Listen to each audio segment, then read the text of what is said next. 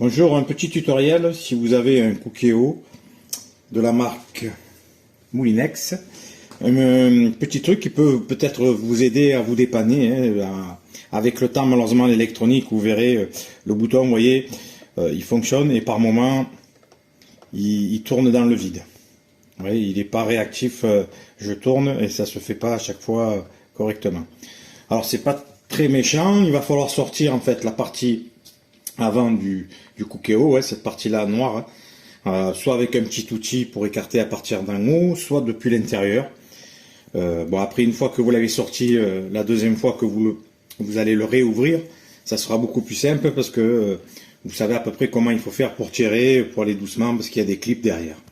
Voilà, je vais vous montrer un petit peu. Vous n'avez pas besoin de débrancher l'appareil, en fait, pour ce genre d'opération. Il va falloir nettoyer l'arrière du bouton et un peu derrière pour que ça puisse un peu refonctionner normalement. Hein. Par moment, ça va le faire quelque temps et puis après, ça peut revenir le problème. Et des fois, ça peut régler le problème directement. Alors, on va le sortir. Hein. Moi, pour ce truc-là, hop, vous voyez, j'ai l'habitude maintenant. Depuis l'intérieur, vous avez une petite encoche ou alors, comme je vous dis, vous écartez le plastique légèrement avec soit un petit outil en... Pas un outil métallique pour pas abîmer la pièce, mais avec un truc rigide en bois ou quelque chose d'assez solide. Voilà, vous sortez ça. Donc là, vous avez accès au bouton. Vous voyez, il suffit de le sortir. Et après, il va falloir nettoyer l'intérieur, ici, et avec un coton-tige, et à l'intérieur, ici. Voilà, alors soit vous mettez un peu d'eau, soit vous mettez du dégrippant, soit vous mettez un peu d'alcool. C'est histoire de nettoyer le Cookéo. Donc là, je vais mettre un petit peu d'alcool, moi. Voilà, quand vous avez mis un petit peu d'alcool, donc vous nettoyez un petit peu, là, que ça puisse enlever, parce qu'il y a du gras peut-être qui a dû s'infiltrer malheureusement à l'intérieur. Donc vous nettoyez bien cette partie-là. Qu'il n'y ait pas de gras qui fasse mauvais contact. Et ainsi que derrière à l'arrière du bouton. Voilà.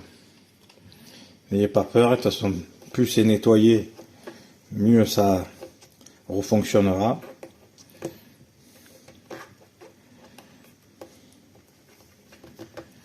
Voilà. Je vais remettre mon bouton en place déjà.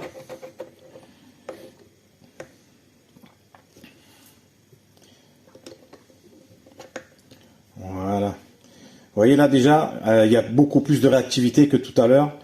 Tout à l'heure je tournais, vous voyez là, j'ai pas besoin de beaucoup toucher. Et le bouton a l'air quand même de un peu mieux fonctionner. Bon, vous voyez, des fois ça le refait encore un petit peu.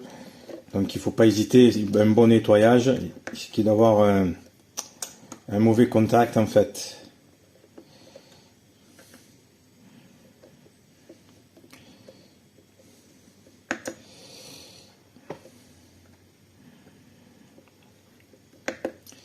Voilà.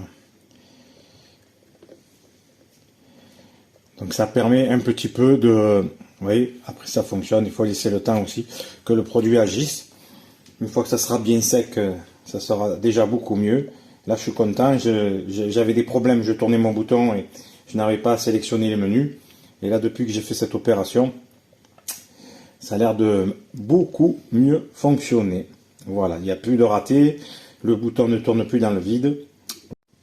Voilà, avant de tout, bien sûr, de terminer, une fois que vous avez les V bien nettoyés, que vous n'avez plus de problème, que vous voyez que votre bouton fonctionne à peu près bien, eh bien, il n'y a plus qu'à remettre le cache, c'est clippé, vous voyez, hop, ça s'emboîte assez facilement.